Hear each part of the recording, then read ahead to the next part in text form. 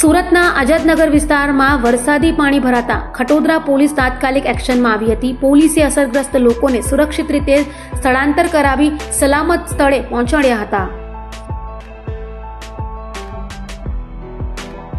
સુરત શહેરમાં સતત વરસી રહેલા ભારે વરસાદને કારણે આઝાદનગર વિસ્તારમાં પાણી ભરાવાની ગંભીર સ્થિતિ સર્જાઈ હતી. પાણી ઘરો સુધી પહોંચતા સ્થાનિક લોકો મુશ્કેલીમાં મુકાયા હતા. જાણ થતાં ખટોદરા પોલીસની ટીમ તાત્કાલિક સ્થળ પર પહોંચી અને અસરગ્રસ્ત લોકોનું સુરક્ષિત રીતે સ્થળાંતર કર્યું હતું. પોલીસ કર્મીઓએ પાણીમાં ઉતરી બાળકો, મહિલાઓ અને વૃદ્ધોને સલામત સ્થળે પહોંચાડ્યા હતા. ભારે વરસાદ વચ્ચે ખટોદરા પોલીસની આ ઝડપી કામગીરીને સ્થાનિકોએ બિરદાવી હતી.